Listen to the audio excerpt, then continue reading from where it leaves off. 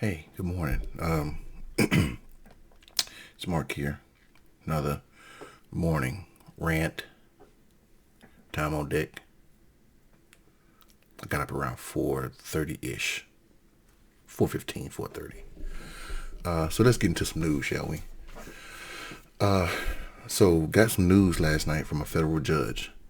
A federal judge has just stopped Texas restrictive abortion ban. So right now, and I'm reading a report from Huffington Post here, that right now, some judges may, well, not judges, some doctors may still fear that that the ban is still there, so they still may be reluctant to do abortions in the state of Texas. But right now, as of last night, a federal judge has restricted Texas from doing their for implementing this law. And let me read to you what that judge said. A state may not ban abortions at 6 weeks. Texas knew this, but it wanted a 6-week ban anyway. So the state resorted to an unprecedented scheme of vigilante justice that was designed to scare abortion providers and others who might help women exercise their constitutional rights. Justice Department Attorney Brian Nitter told the federal court on Friday. So that wasn't a judge that said that. That was the district. That was Justice Department attorney who was ordering the case in front of a federal judge. I'm going to continue reading here. This is Huffington Post site that I'm reading. Abortion providers say their fears have become reality in a short time the law has been in effect. Planned Parenthood says the number of patients from Texas at its clinics in the state decreased by nearly 80% in the 2 weeks since the law took effect. Some providers have said that Texas clinics are now in danger of closing while neighboring states struggle to keep up with a surge of patients who must drive hundreds of miles. Other women, they say, are being forced to carry pregnancies to term. Now, let's see. Hold on. Somebody said something different. This is not some kind of vigilante scheme, said Will Thompson, defending the law for the Texas Attorney General's office. This is a scheme that uses the normal lawful process of justice in Texas. He said the word scheme. Stupid. So anyway, so now, whatever your issue may be with abortion, it's your thing,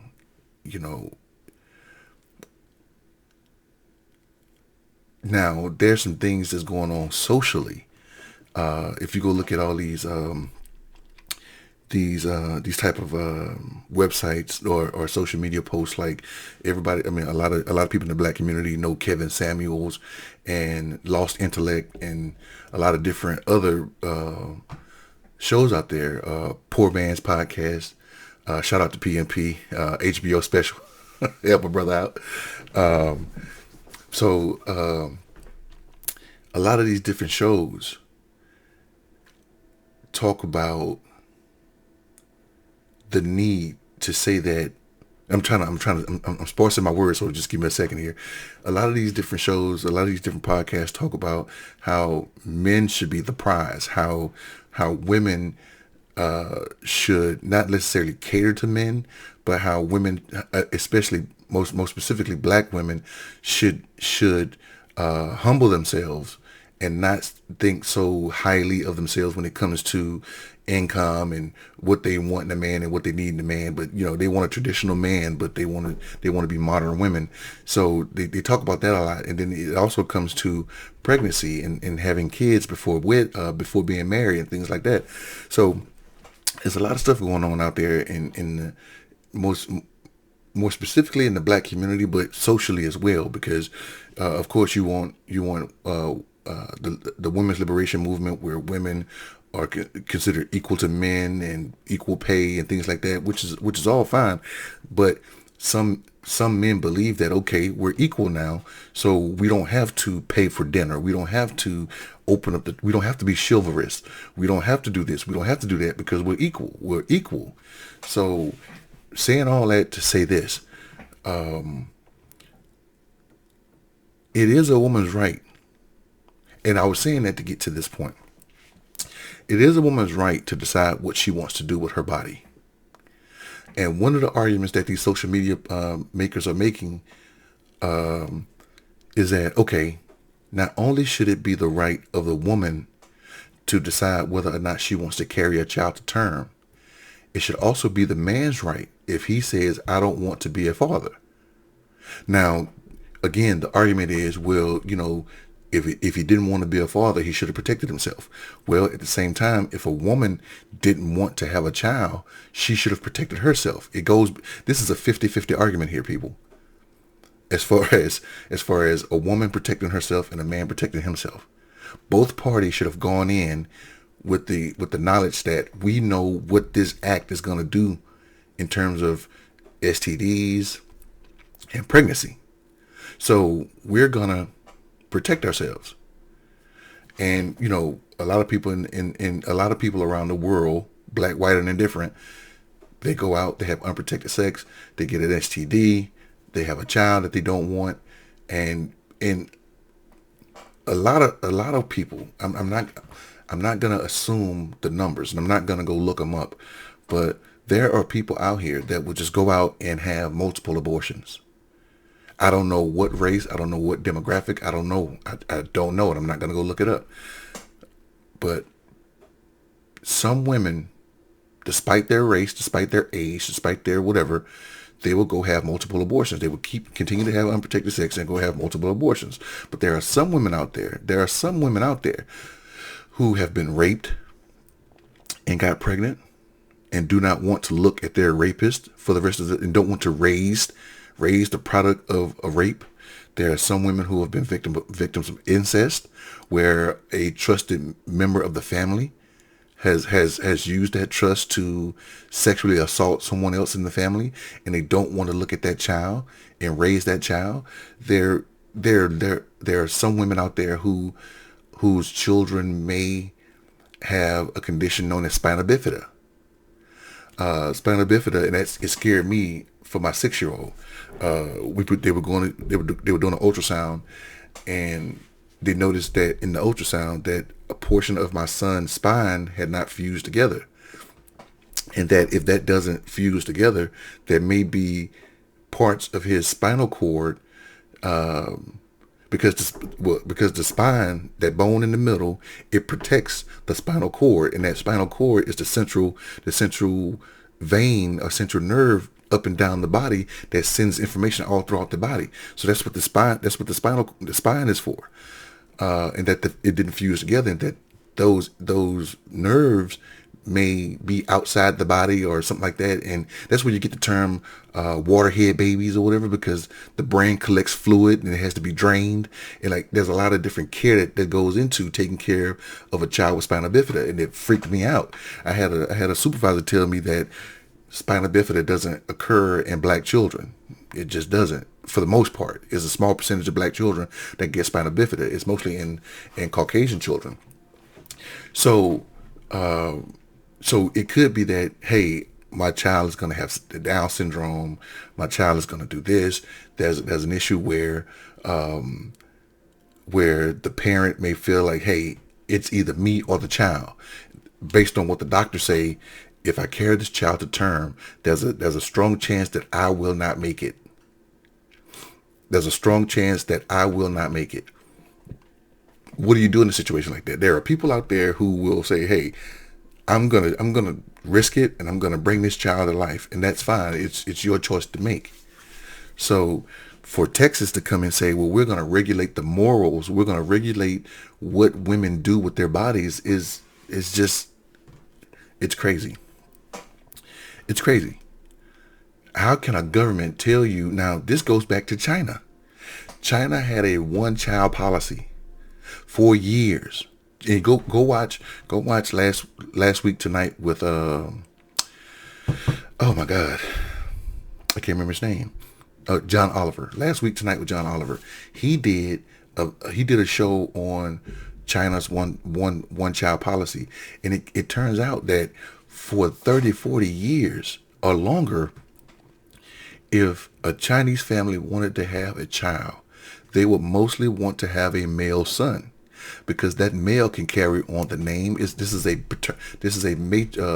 patriarchy society right now, and that the man is in charge.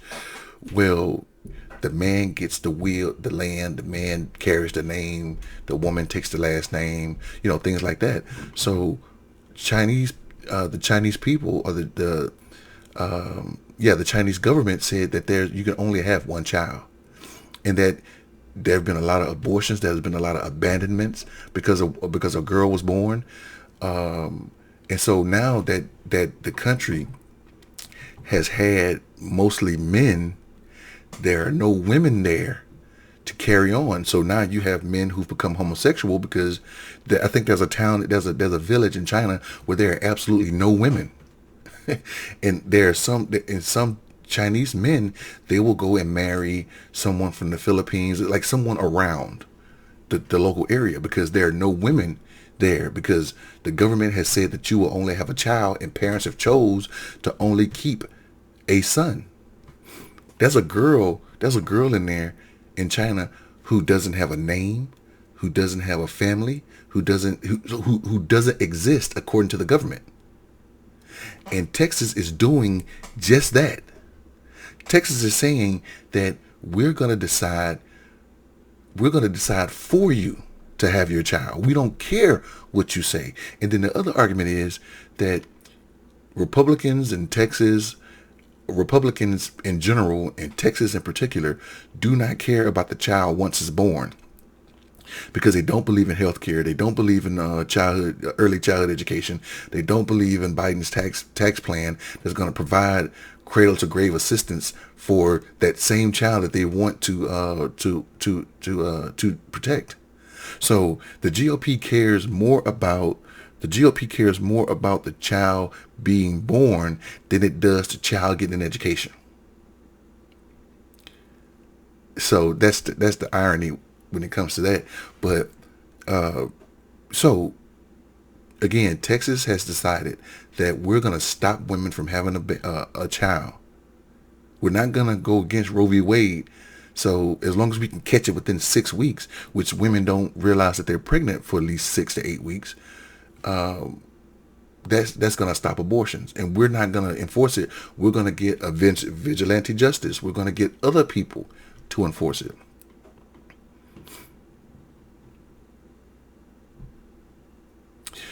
So anyway,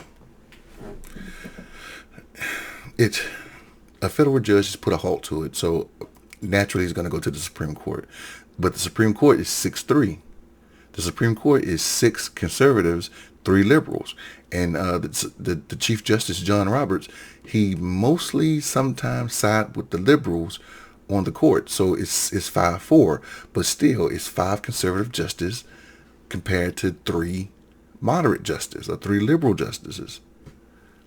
So we don't know if Roe v. Wade is going to get overturned. And, with the GOP regulating women's bodies, they tell the government you can't mandate a vaccine, but we can tell you as the government to have a child.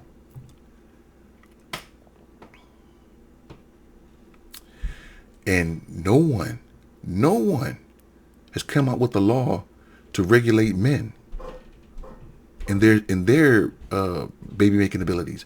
No one has said that, okay, women produce 1 egg a month. Men produce a couple of 100 million sperms a day. So when a man, let's say, I don't want to be crude or crass, but let's say a man voluntarily releases his baby making formula. Is he not destroying 100 and some odd million lives? If a woman, now I'm not dumb. The man's reproductive product and the woman's reproductive product come together to form a child. I get that. But men carry one of the elements that's going to make a child. And if men are just willy-nilly throwing away that product, why haven't they regulated men? Why haven't they regulated men? If a man goes and get a vasectomy, is it a vasectomy? You know what I'm talking about. I could be right. I don't know. I don't. If a man goes and get the procedure to stop having children, is he not killing off babies? Should that be regulated? Should he take some of his formula and store it? You see what I'm saying? Like, why haven't they regulated men? I'm gonna leave it at that, people. What do you guys think? One of the part of the news. If you stayed this long, I appreciate it. Like, share, subscribe to the channel, people. There's some good stuff. But Mitch McConnell has just folded on his his debt limit plan. He now says that they can extend the debt until December. So we're going to have this argument in December. Anyway, all right, let me get up out of here, people. Oh, and as far as my watch, I'm wearing this watch, but my other watch, man, the buckle fell off. So I'm like, that's my second watch, my second big face watch that I got to get it fixed. But look, let me get up out of here, people. I will holler at you guys later. You guys enjoyed Thursday. Have a great Thursday. Hope you guys had a great week. It's Friday Eve, people. Enjoy yourselves. Have a good day. And I will see you on the next one, all right? Y'all take care. I'm out.